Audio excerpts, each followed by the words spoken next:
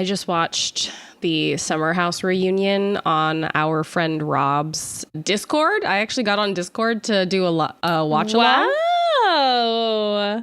Of the Summer House reunion part 1. And oh my God. Drama. That's so fun. Sam on Discord. I didn't know. I'm going to jump in there next time. My worlds are colliding. He had like posted it on Instagram. And the funny thing is, he posted it on TikTok and I liked the video. And then he messaged me on Instagram and was like, hey, here's the link if you want to join. And I was like, oh, okay, maybe I will. I'm not a Discord girl. I get in there, like, I don't have a profile photo. Like, my username is my actual name. I was like, oh, that's fine. That's I fine. was not fine for me. So I went and while it was happening, I was like, okay, we're going to change some of this. Have a nice little personality. We're going to blend in with the Discord crew. Listeners, if you're on Discord, hit me up. You know where to find me. You probably don't. R2 Shelby too. I know where to find you. I am R2 Shelby too, but that's Discord is complicated with its friend structure. It confuses me and I don't feel like learning. Here's what you do. You go to the Patreon for this podcast. Yes. And you will automatically get an invite to my personal Discord. Perfect. And you will find me there. There it is. That's where we have our watch-alongs, baby. That's true. So come on to my Discord. And I am Shelby. And I am Sam. And this is the Rom Complex.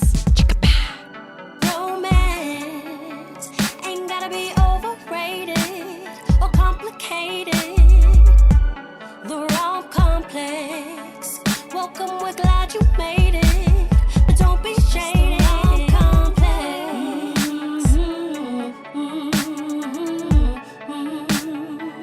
It's just the wrong complex.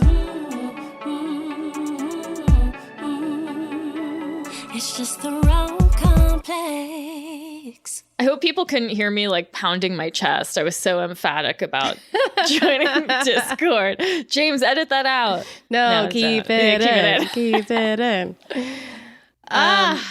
Welcome again to June. You were welcomed last week. Yes. And it's June again. It's still June. Still June. June still. Yeah. And we're of course talking about the sheep detectives today. I wish we were talking about sheep detectives. The confusion that went through my brain when I watched the movie we're talking about today in the morning, and then that afternoon went and saw the sheep detectives in the theaters, and I was very confused because I'm like, that's the same person. No, that's the same genuinely, actress. When you brought it up to me yesterday, my brain could not compute because I forgot that Molly Gordon is in Sheep Detective as well as the movie we're talking about today, which is Oh Hi. You were like, it was so weird seeing her. And I was like, what are you talking about? I was like, one of us is having an aneurysm and I'm not sure which one because I simply don't know what you're saying. And then I remembered she's in both movies. And she looks the same but different. Mm-hmm. And that's what was confusing to me because the movie we're talking about today, Oh Hi, it came out last year, 2025. It's like a dark-ish comedy, romantic comedy. Barely dark, yeah. Starring, as we said, Molly Gordon and Logan Lerman. Ah, my boy. I love him. And I love Logan. It's not super dark, I would say. A bit of bondage goes awry, because one member of a couple is more committed to the relationship than the other. Mm-hmm. Which, usually dark comedies get a bit darker than that. Yeah. There's deaths. This is more just like a hee ha ha maybe death. Not really. Right. I never feel any immediate danger. I did feel a sense of anxiety the whole time being like, how are they going to get out of this? Yeah, how is this going to resolve? And isn't that the thing with a fun concept for a story is okay, well, what happens? Yeah. How are we getting ourselves out of this pickle, So that brings me to a question for you, which is what is this movie about? I think this movie to me is about being honest in relationships and more importantly, being honest with yourself in relationships. Oh, yeah. Sometimes you got to tie yourself up, handcuff yourself to a bed in order to get to the root of some of your dating anxiety. There is a lot of like sleep solves problems in this movie. I mean, that's my motto. So it was relatable for you. This movie also, like, you explained it to me and I thought it was gonna be like Holiday in Handcuffs, like very silly. Yeah, it kind of is. It kind of is.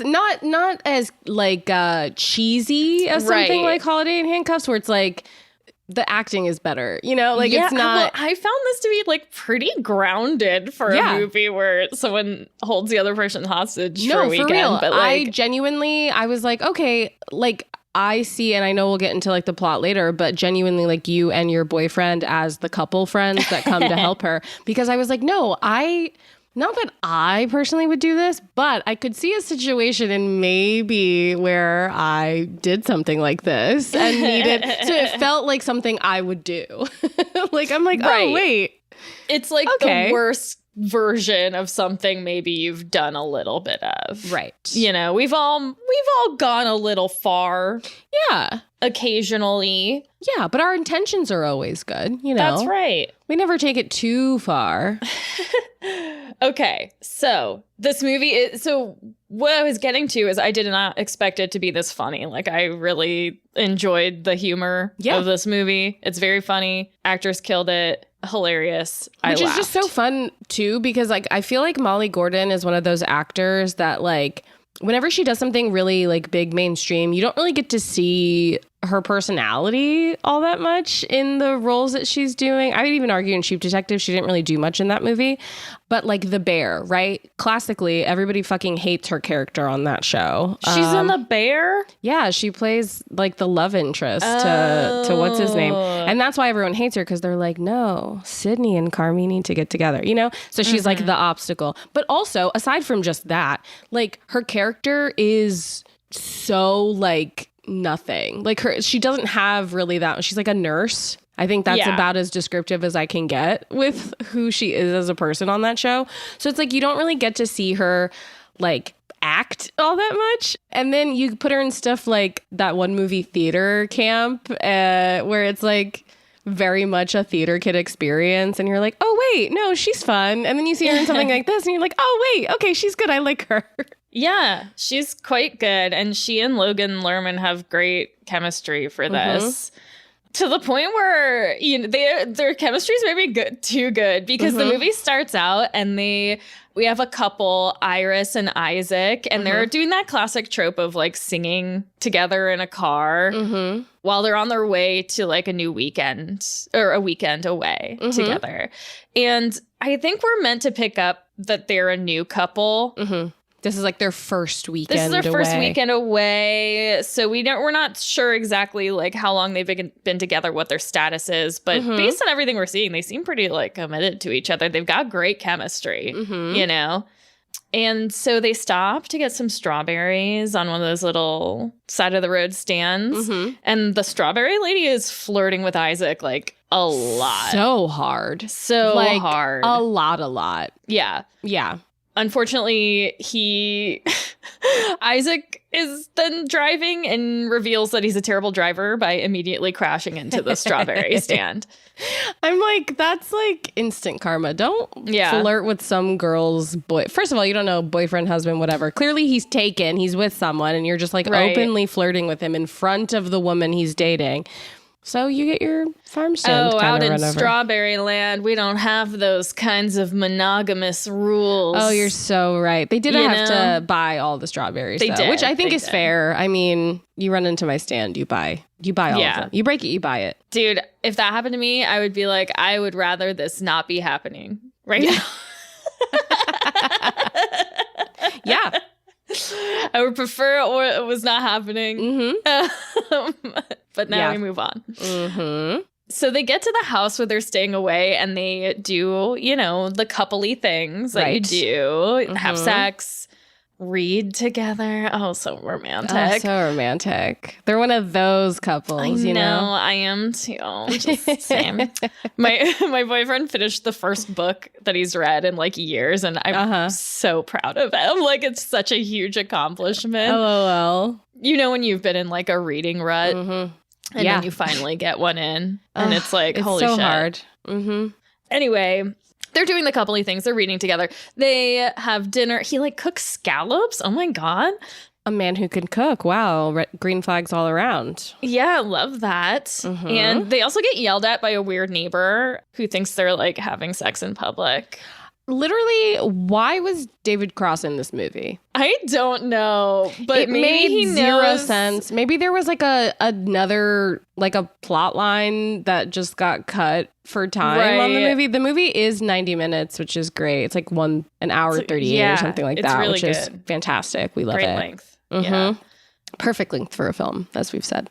And you can watch it on Netflix. And it's on Netflix. Yeah, so him like scolding them, I was like, okay, that's David Cross. So like you're going to use him, Right. Right? He'll be important, certainly. right? No, not at all. No. So that's why I'm like, does he like know the director, writer, director? Maybe. Sophie. It's like a favor. Sophie. Turner. No. No. I want to say it's like Brooks or Woods. Oh, but I think it's can't- Brooks. Woods. Brooks. Fuck. Oh, it's Brooks and Woods are two similar names. it's Brooks. Thank you. It's Okay. Brooks. Brooks. We're really So, professional. We had this all prepped ahead of time. Listen, I wrote down the actors' names. I forgot to write down. Which is funny because you do always list out the. You do I know normally. Geraldine Vishwanathan, but we don't have the. I don't know the writer director. I'm sorry. So anyway, over dinner, they're kind of having deeper conversations throughout this. They talk about like Casablanca, which he's never seen. He's reading a book called Blindness, but there's a recurring joke where everyone thinks it's called Blindness, Blindness, Blindness because it's on the. It's a funny movie. It is funny. Anyway, Iris, she's revealing that like the last time she got out of a serious relationship, Mm-hmm. it was very unexpected and she wanted to stab the guy. She like wanted to Which stab like, him. if a person, well, I guess I should not say person. If a woman told me that, I'd be like, yeah, totally, I get that. Right. No, I know. Yeah, it's like, of course. I was about to say, like, people say things sometimes, but no, there are certain people that probably shouldn't say that without fear of getting harmed. But yeah, like, if I was just, like, chatting with Iris and she was like, yeah, he broke up with me unexpectedly and I just, like, got so angry I wanted to stab him, I'd be like, yeah, that's a totally valid reaction to the circumstances. So yeah, the fact that he makes it bigger later is like so silly. I'm like, Well, shut up. and he doesn't at first. Like He doesn't at first, He's right. just like, whatever, continue on with conversation. That's not a big deal. Right. It's not like she said she stabbed him. Like No. that's a horse of a different color. She just like wanted to. We want to do lots of things that we don't actually do, you know? Oh, great. This is a good time for me to talk about my manifesto on wanting. So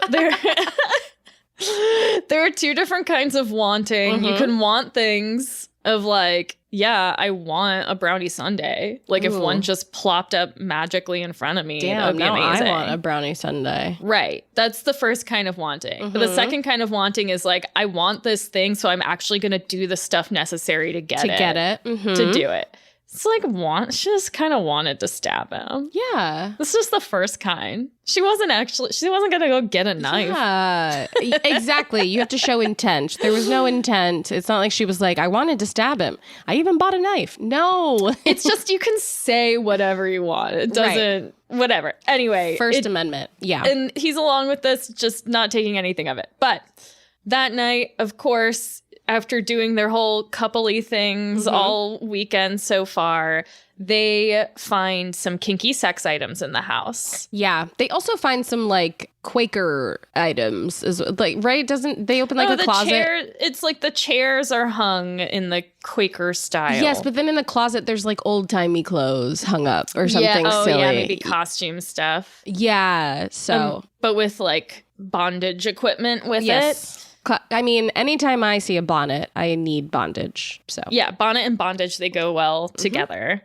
So they are like, hey, let's have sexy time, but let's try out some of these cuffs and potentially the ball gag. Mm. Well, I don't think they say that. I just thought that in my mind. But No. Iris at first is being tied up, but then like last minute, she's like, I don't like this. Can we switch? So he gets tied up. He's in the cuffs. They have sex. He's into it. They're both It's into great. it. They're both Yeah. into it. Have a great time. And then Before Iris unties him, which this dumb idiot makes this mistake multiple times. Before Iris unties him, it comes up that Isaac is not looking for a relationship. Which is like, I don't know about you, but watching it, it's like, oh. Yeah. Well, certainly can see why she would be surprised by that. Yeah. Just based on the way they were behaving with each other. But it's also news to her because she thought they were exclusive. Yeah, I think this movie does a really good job of all at once, like, showcasing a, like, healthy relationship and then kind of pulling the rug out from under you, right? Because what I did love is the fact that she was like, no, I'm not into this. Like, can we switch? And he's like, yeah. Let's. What are you? Like, he's not being like, no, babe, just try. No, he's just like, yeah, no, totally. And they switch, and everything up to this point, again, him cooking dinner for her and like being so sweet and them having these deeper conversations and all this stuff. I'm like, yeah, that's a great relationship. Wow, they're like in love. Right. And then he's like, oh, we're not in a relationship. What are you talking about? And she's like, what? And it feels so indicative of like modern dating culture because like men will literally do this. They will literally give you an actual relationship, but then when you try to like cash in on it and be like, hey, be my boyfriend, they're like, oh no, that was never. Like, why would you think that? Right. I would it's never date you. Right.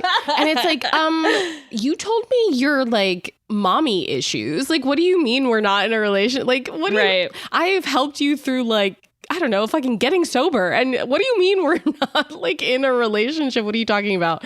And so it really does, like, I think the movie does that really well where because I didn't fully know what the plot was. I had seen the trailer maybe last year when it came out and I just like decided not to watch it. So I forgot that this was kind of like the crux of the plot. And so when it happened, I was like, oh, okay. You guys really got me. It's almost like the, for some reason, it made me think of that movie Fresh that we watched. Yeah, where totally. It's like, it reads as a rom-com until it doesn't. It's like, oh, way to pull the rug out. And this movie does a cool thing where it starts out with Max, Iris's friend, showing up at the house and being like, what's like, oh, hi, I'm here. What's going on? And Iris being like, I did something bad. And then we flash back. So it's like, it sets you up to be like, okay, how do we get here? Yeah. It's fun.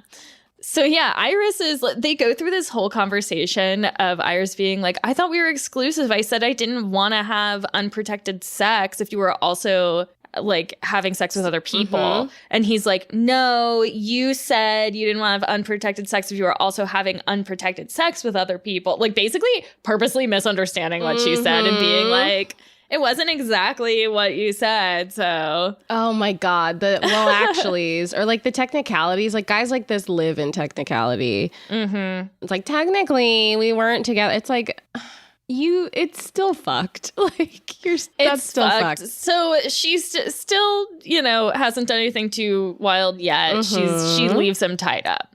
Yeah. She's like, well, you can spend the night like that, I would do that and too. Think about that. I think whatever, it's fine. She goes and calls her mom, like FaceTimes her mom, who's like apparently not a good influence because she tells Iris to like keep trying with Isaac. Like that men get cold feet, you know? And she tells this story about how like the dad, like almost didn't make it down the altar and she like forced him to. And she's like, but you guys are divorced. She's like, yeah, but that was on my terms, which I thought that was one of my favorite lines. She was like, yeah, but I did that. Like, he can't leave me. I left him, So when she tells this to Iris kind of has a similar reaction to us where she's like, that's just bad advice. Like, that's not a good idea. But, But then she starts drinking on it and thinking on it and drinking on it and watching online therapy speak YouTube rabbit hole bullshit. Like she goes deep. Yeah. And rots her brain overnight. And in the morning, quick, just real, you dive in. She's not healthy. In the morning, she's like, Isaac, I have the perfect idea, real fun scenario for us. you stay handcuffed for 12 hours while I show you how great a girlfriend I can be. Like, you're just having trouble committing. I'm going to show you how great it's going to be. Uh-huh. He says no to this super fun scenario. But then, you know, Iris is saying she doesn't want to undo the handcuffs because she doesn't want to stab him. Like, she mentions stabbing, you know, just low key. She wants to stab him, as we recall. And so suddenly he's agreeing to everything she says. He's being super amiable all of a Super sudden. amiable. What's up with that? So he agrees, clearly now being actually afraid she will stab him. Which, again, she's not the stabbing kind. You can tell in someone's eyes if they're the stabbing They're kind. stabbing kind. I mean, you think you can up until the point that they're stabbing you. I mean, I'm pretty sure I could tell. I think I you have a probably pretty. could, I think yeah. I have a pretty high. Let me know if I ever get involved with a stabbing type, Of because course. I worry I don't have that sense. Well, you might have been involved with a stabbing type, but you didn't get stabbed, so fuck. you're fine. Yay. You got That's out of probably there. true. Yeah. LOL. No, actually, that's definitely true. Anyway, throughout the day, they're first of all, worst part of it is when he has to pee, she like gets a bowl and makes him pee in a Disgusting. bowl that she's holding. Very Absolutely not. intimate. This is why, like, this is the point at which Sam wouldn't be able to continue, because like, I no, could no, see myself tying him up for the sex stuff and then being like, well, fuck you, motherfucker. You're sleeping like that. Yeah. And then as soon as he's like, even if I did go down the rabbit hole and come back and I'm like, I'm going to keep you tied up for 12 hours. The minute he said he had to pee, Yeah. I I'd guess be it's like, well, over. guess I this guess is over. I guess Yeah. we're going home. Yeah. Like, no, thank I'm you. not going to torture him. What if he had to poop? That's what he brings that up later. He's like, I don't want to eat anything because I don't want to have to do more than pee. Wow. Can't always help it, but yeah. So that's probably like the worst thing. He tries to distract her and he tries to get the handcuff keys. He's unsuccessful. And she does a nice dance for him and monologues at him for a really long time. Yeah. I mean, he's prompting her to be Yes. fair. He's like asking her questions. Being like, yeah, tell me more about that. And then like He's again going on with stuff, trying to avoid any kind of like stabbing. Yeah. But she's just talking a lot. Honestly, she seems cool. Like the whole Yeah. time I was watching the movie, I'm like, I'm with she's her, cool as hell. actually. Yeah. I would be her friend. No, me too. Though, come on. He's clearly the bad guy. I mean, there's no yeah. real bad guy, but because also in this scene too, you can see how easily he can fake it. And that's fucked up. Like that to me, I know for the purposes of the movie, it's like survival situation, but like you don't get that good at lying overnight, babe. Like you have practice, and we've seen it. Obviously, Yeah. he's been dating her without the commitment of it. So, And you wonder, it's like, is he able to be so fully in that relationship and like fun and present and like there for her because he knows he can like drop her after a few more dates if things get too serious? Like, yeah, it's he knows he has an exit plan. yeah. He's not planning to be there for any big stuff. And he should have planned a bit more because the 12 hours is up. He's like, all right, the 12 hours is up. Why don't you untie me and we can talk about, what this is between us, But then before she unties him again, Idiot. this idiot, he gets impatient and he tells her she's definitely going to prison because she has committed a crime of like of holding him against his will. And he has all these like stats, like he knows. Also, apparently his uncle is like a senator or something. Like they bring that in. But yes, he gets mad with her and is like, you're going to prison. You kidnapped me. And she's like, what? No, I didn't. What are you talking about? That's not what this was. Yeah. Like, you agreed to be tied up. Like, what? And so she starts tying him back up. She had gotten like one ankle off. So she puts it back. And as she's doing that, there is a scuffle. and she hits him in the eye. Yeah. Anyway, she keeps him restrained. And that's where she calls her bestie, Max.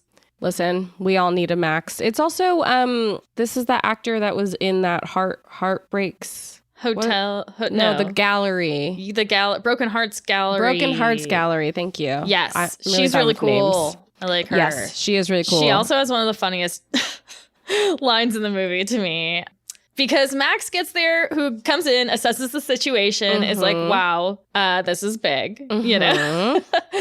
Handles it pretty well. But then Kenny comes in, the boyfriend. Her boyfriend, yes. And she's trying to they're trying to keep Kenny out of it. Right, because he wants to use the bathroom. They're trying to keep him downstairs. Well, Max didn't tell Iris that she brought Kenny. She just shows up and is like, okay, low down to the situation. And then she's like, okay, I'm going to go tell Kenny. And she's like, wait, what the fuck do you mean? Kenny's here? What do you mean Kenny's here? Which was the one part where Max goes, you know, I don't like driving at night, which I thought was funny. But yes, they try to keep Kenny out from going to the bathroom, but obviously Kenny figures it out. Yeah, but they're like, go pee. Why don't you pee outside? And Max is like, pee outside. It's a beautiful night. And it just made me laugh so hard. But no, Kenny goes upstairs and he, again, assesses the situation. And he is like, listen, now we're all complicit in this. Like, I'm a real one, so I'm here for you guys. But we're all complicit in this kidnapping thing. We have to figure out, like, what we're doing now. It's also established that Kenny watches a lot of Law and Order. That's how he knows this That's stuff. how he knows exactly what legal terms to use about this situation. So they have to come up with a plan. And come up with a plan they do. As Kenny takes care of Isaac, entertains him, Max calls her cousin, who's a witch. Which is very like, this is Sam coded. I'm both Max and Iris. Yeah. In this situation. I'm a little bit of both.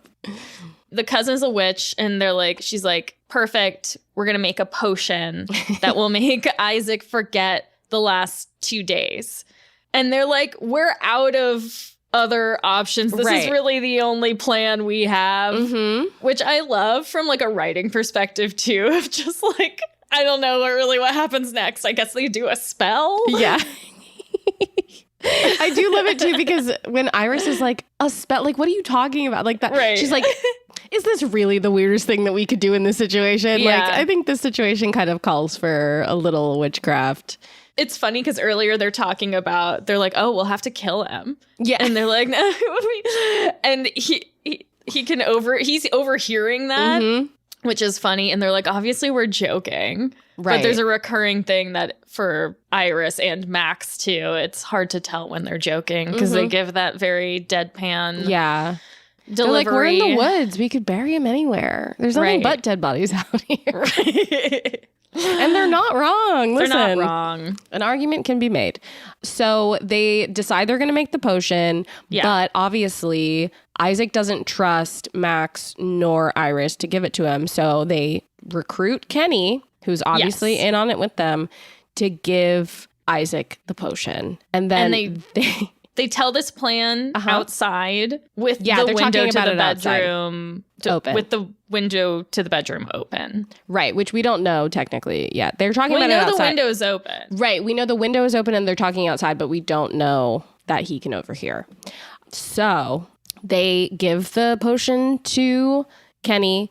Kenny goes and gives it to Isaac. Max and Iris go into the woods and get naked. And they dance around a fire. As you do. This is what friends do.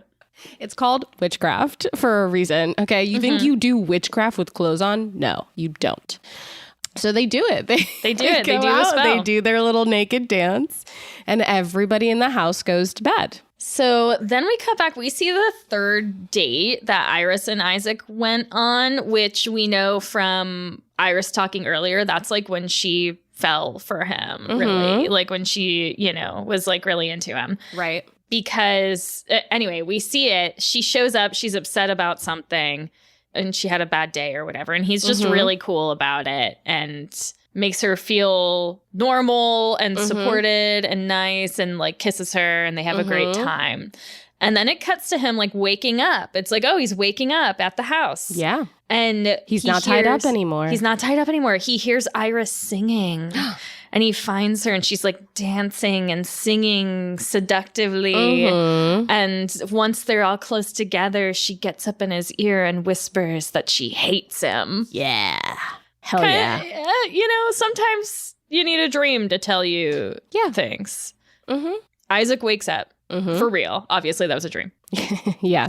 And so he's in bed with Iris, and he seems to have forgotten the past 2 days. And Iris is like, oh my God, it works. It worked. It worked. He's still tied up at this point. Yes. But because it seems to have worked, she like unties him in a very like how it would have happened had everything else not transpired. She's like, oh yeah, they're kissing and stuff. They're gonna make breakfast. Yeah, and so Max and Kenny don't leave in time, so Isaac sees them and is like, okay, that's weird that you're here. But then he is like, hey, let's make pancakes. I think I left the flour in the car. Can I have the keys? And so once he has the keys, he drives off because Kenny sees him. He did not forget. No, what he just happened. knew their plan. And as soon as they opened the window earlier, I knew that this was good. But I was kind of hoping they would leave it ambiguous as to whether he remembered or not. And that was like gonna be their method of solving it, which maybe it started out like that. And then they're like, actually, this is better.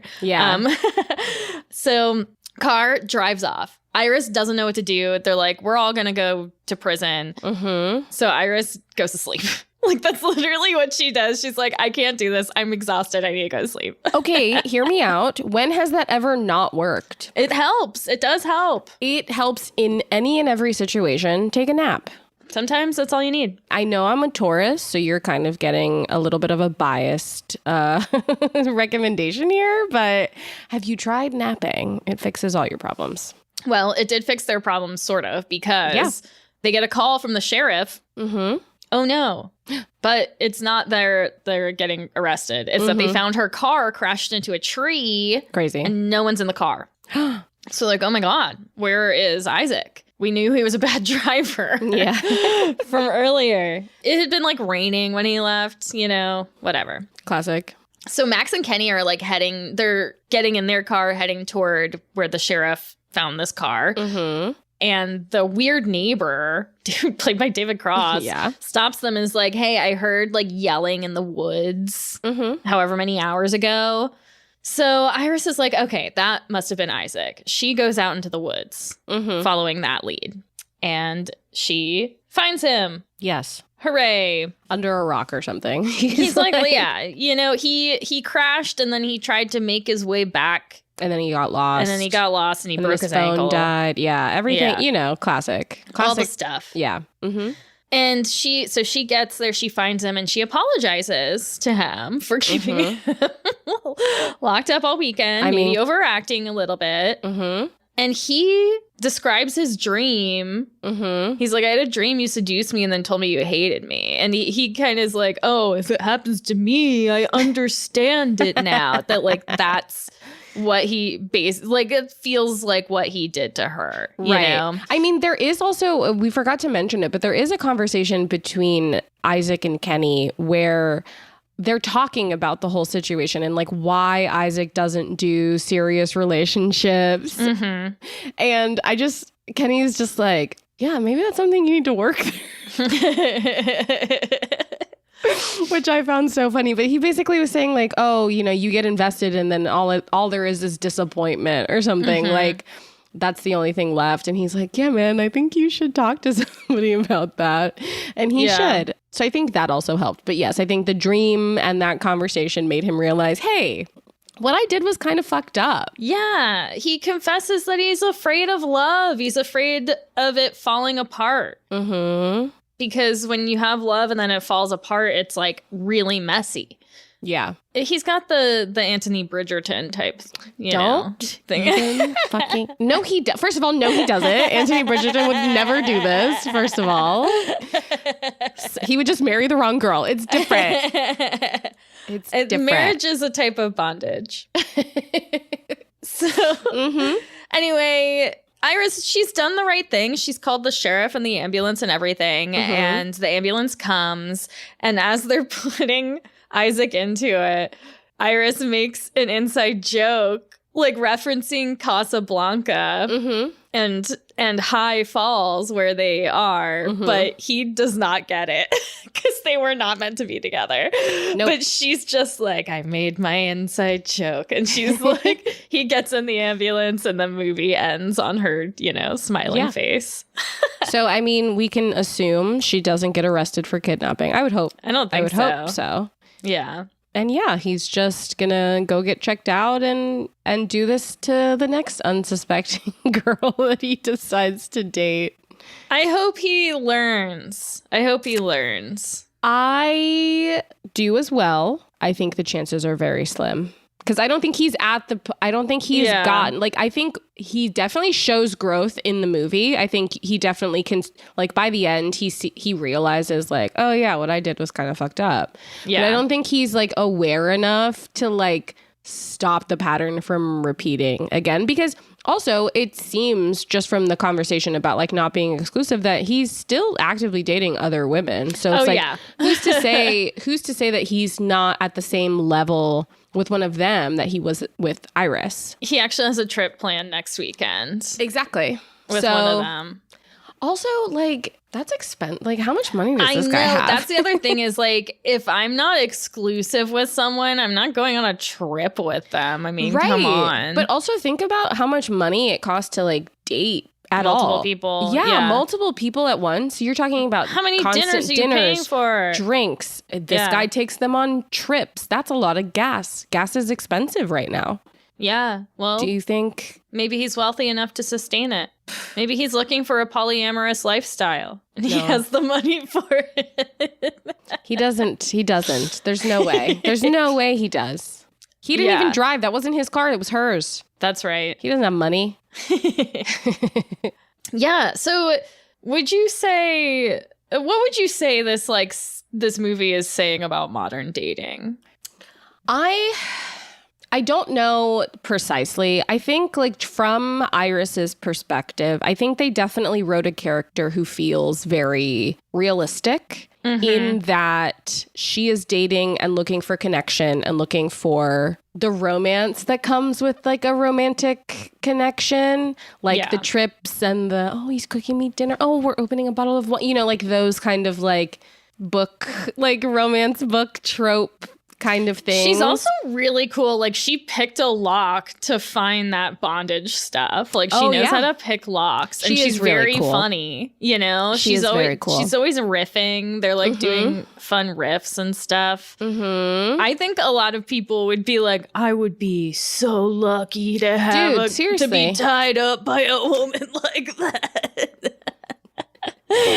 Yeah, but I think that's what it is. I think, like, the female character in the movie, like, Iris as a character is, like you said, really fucking cool. She is exactly the kind of person that you would assume, or, like, I feel like that we've been told in all different kinds of media is the kind of girl that you marry, right? She's smart, she's funny, she's hot, she's easy go. She's the cool girl. She's like the stereotypical cool girl, right? And even that wasn't enough. Like, that wasn't enough to get the guy that she wanted. And I think ultimately it's good that they didn't end up together because, to your point, I don't think he really got her. I don't think he was, like, really the right match for her. No, he was just going along with her, and being like, I can fill this boyfriend role and get the benefits of it without actually offering, like, the future.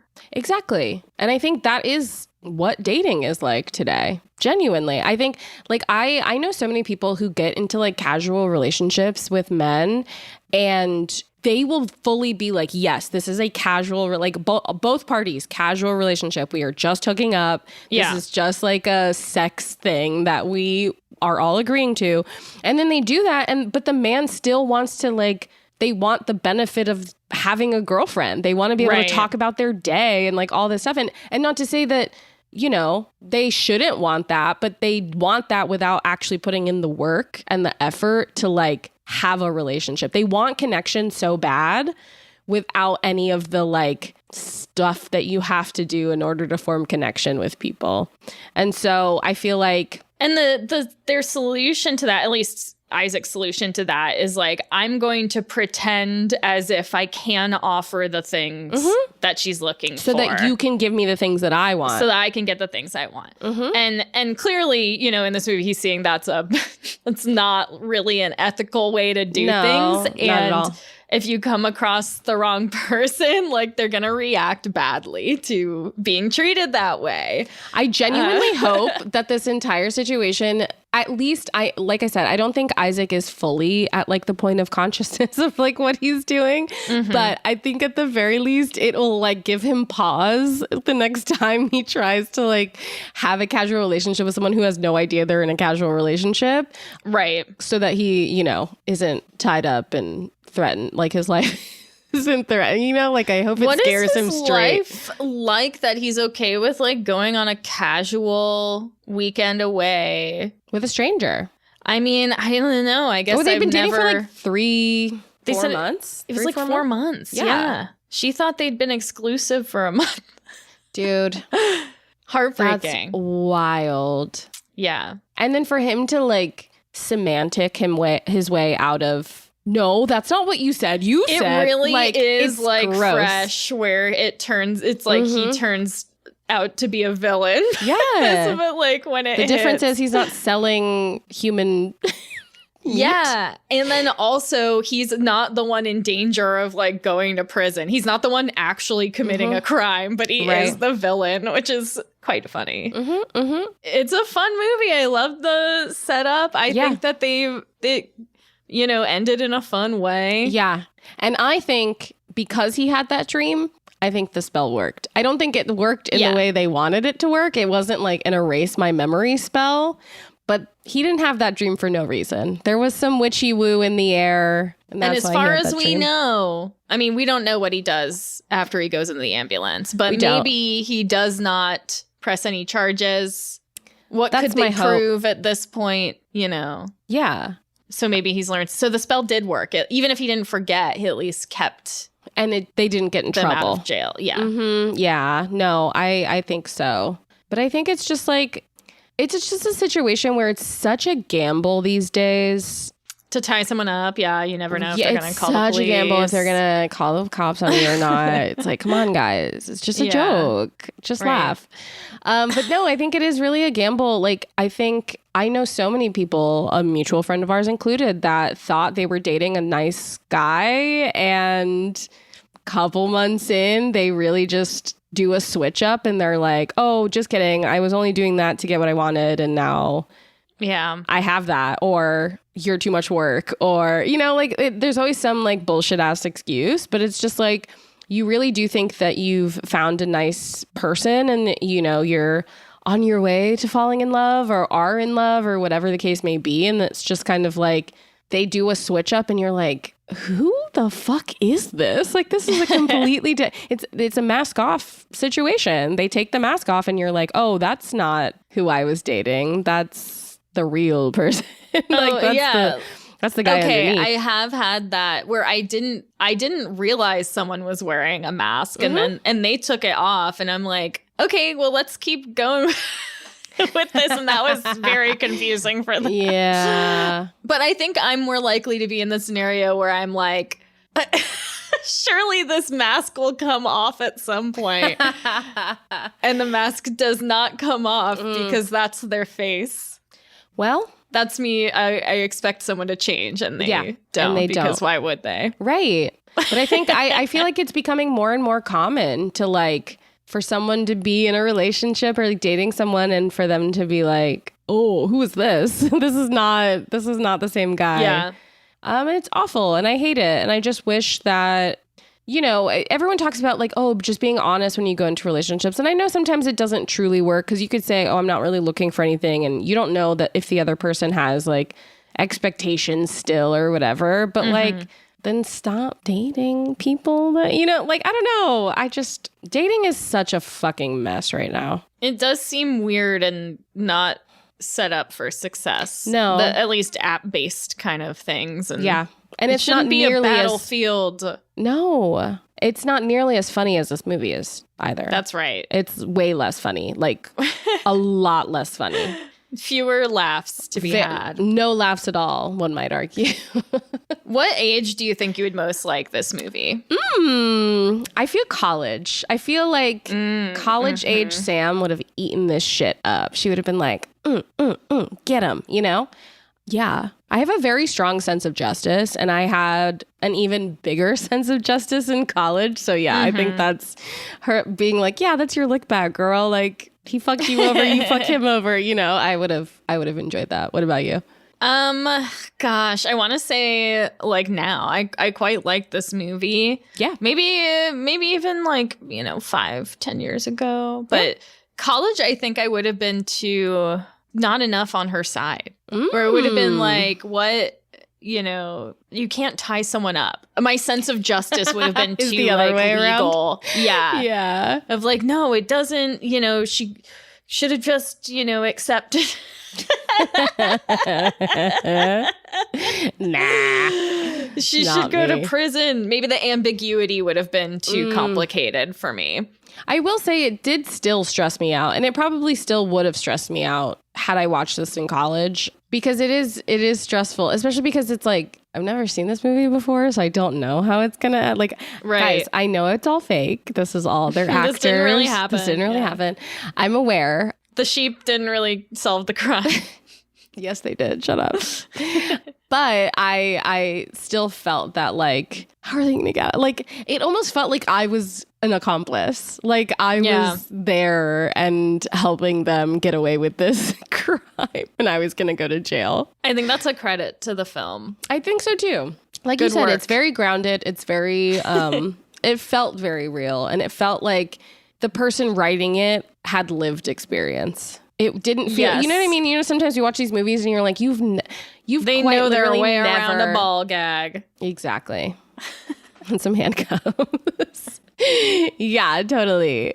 All right. Well, I guess we'll end it with a shout out to our $10 patrons as Hell we yeah. do. Shout out, of course, to darlinghomebody.com Nicole J. And shout out, of course, to Catherine W. We love you. We love you.